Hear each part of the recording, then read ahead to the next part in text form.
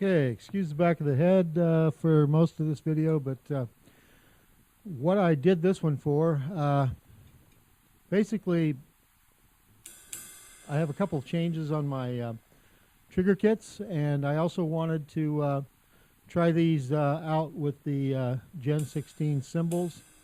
These have no electronics in them, but I've had some customers that have ended up putting my triggers on the Gen16 AE cymbals, and not owning any of these, I hadn't tested them or anything to see how they work, or how the triggering is, and parameters and that kind of stuff. So I wanted to test them out and see what the results were. In the process, I've actually redesigned my 2-box compatible triggers. Hard to explain how, but because of the R&D with this, it led to some ideas and brainstorming, and I've eliminated completely the choke strip that I found necessary for the 2-box module previously, and so these have been redesigned, and they're very much like the other compatible triggers that I had that worked for Roland and Alesis.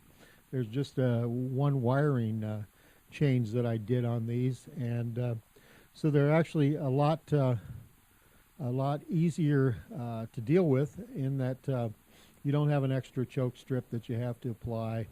And I've also added to all my kits, I've added some Road Warrior worthy clamps here, so that if if you're going to go on the road, if you're going to gig or whatever, you can clamp the edge trigger on, so everything will be clamped to the cymbal. If you're like me and you're playing at home in your studio or whatever, then you may not find that necessary. These are kind of obvious because I didn't even peel and stick these. I left my backing on and just fastened everything onto the cymbals for this test. So you can see it. It's bright red, so they show right through this, but ordinarily you'd peel and stick these on.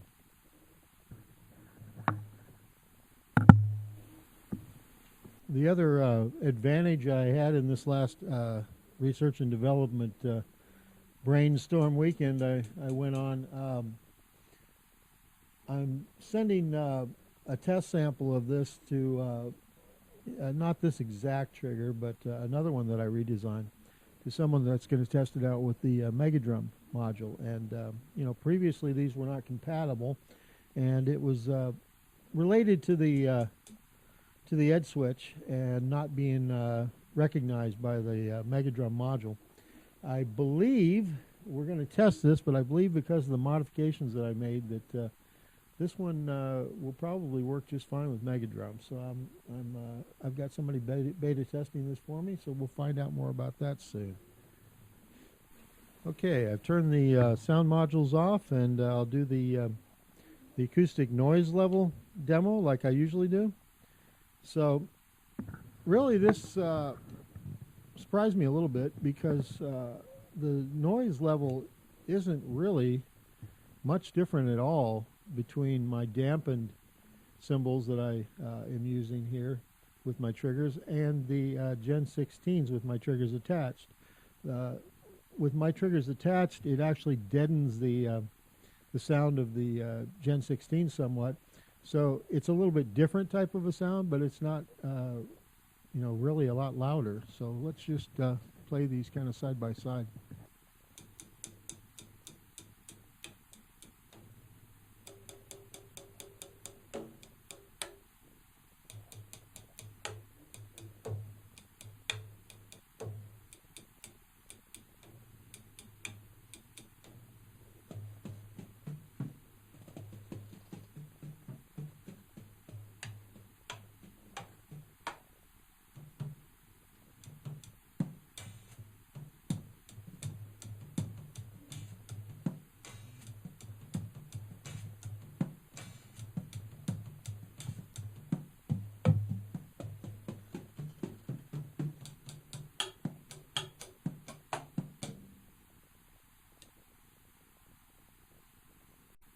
Okay, so let me just demo these out a little bit.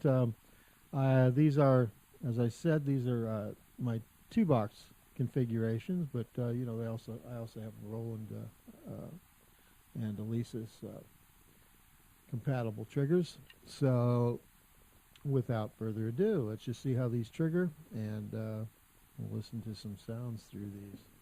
Like I say, sounds through these because you're not hearing the, you won't be hearing the Gen16 cymbals at all, but playing, you know, cymbal samples through my 2-box modules.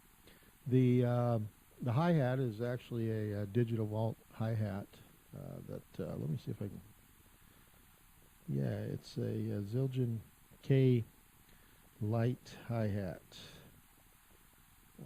So that's that 14-inch, and then this one, I don't have one of, I have a different cymbal on that. This is Pasty Giant Beat 24-inch ride that I've retuned a bit. So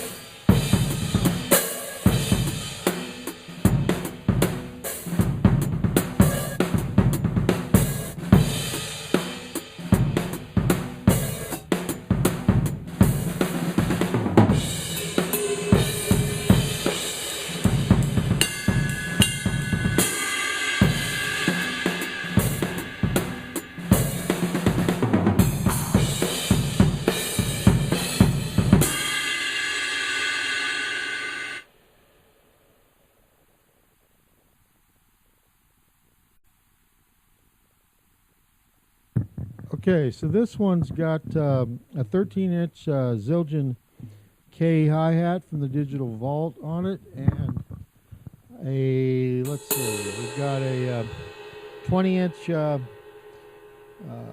K ride from the Digital Vault.